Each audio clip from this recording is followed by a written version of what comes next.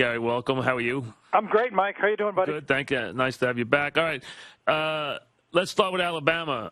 What did you think about what you saw from Alabama? Did they have problems on the offensive line, or are they virtually unbeatable? Well, I thought they played a team that would probably stress what they do. Bud Carson, the defensive coordinator for Virginia Tech, is very good at game planning early in a football year. He had a veteran defense, a lot of older players that were used to competing.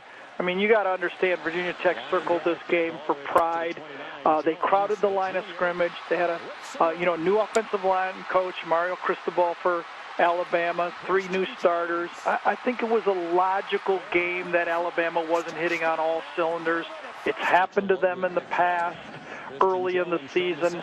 I felt that all in all, considering that their strength it's not going to be any secret. They're going to be strong on offense.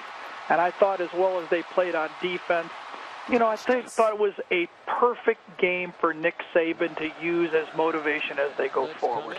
And listen, they just, they're better than everybody else. Until somebody catches them, they're better than everybody else. And they're getting better. Yes, that's the problem. Yeah, they're great. They're getting more, you know how it is in college ball, Mike. Yep. I mean, these teams, these icon teams like Texas, Ohio State, Alabama, they get 15 to 20 first-round draft picks every year. Yep, and they are loaded, and he has it going, and obviously, he is putting together something very, very special. That league is, and he is, and there's nothing else to be said about it until further notice. Now, interestingly, for a team that gave them a big scare last year and is probably as close to him as talent is Georgia. Georgia get Clemson, very tough game, very tough place to play, and then now get South Carolina. Their season on the line in week 2. I mean, they can't go 0-2. If they go 0-2, they're shot. Boy, big game for them. It really is, and everybody knew this about the schedule. It was a must-win for Clemson. Their pride of their conference. Taj Boyd came back for that opening game. I mean, everything was on the line. It's a tough matchup for Georgia. And, I actually picked Clemson to play in the national championship game because I figured Clemson had a great opportunity playing Georgia early and South Carolina late. They possibly could beat one of the 2 teams that play for the SEC championship. So I thought that they were sitting right with a veteran quarterback. Everybody kind of zeroes in on Aaron Murray. He's not had a great record against the top teams. However, if you really watch this game, I thought Georgia played okay. I thought Clemson played all game. It was a great competitive football game against 2 pretty evenly matched football teams. Clemson was a little bit better on this team, but I don't want to put this all on Aaron Murray. The offensive line for Georgia, their 2 tackles did not play well.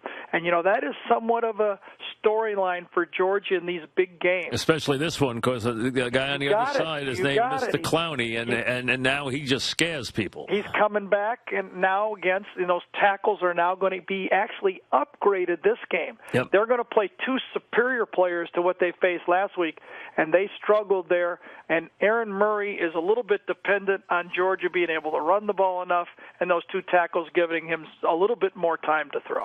No question.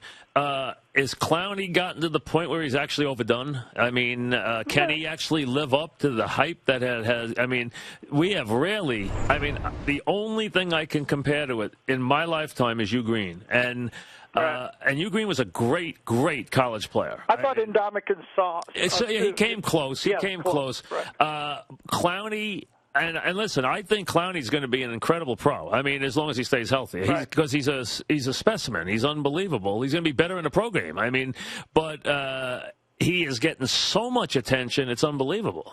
Well, the style of these offenses that you play in college football lends to a bit of frustration by some of these great football players, especially if they're a defensive end. When they're playing bubble screen, quick snap like Ole Miss does. I mean, Ole Miss basically game planned around Clowney. They knew they couldn't handle him one-on-one consistently on 3rd down. So from the very first snap of the game, and I've seen this before, you try to get these defensive linemen, they're rushing the passer, the ball's gone, and after a while the defensive linemen turn around the defensive backfield going, come on, the guy can't block me, but you're not back there keep taking away the short pass.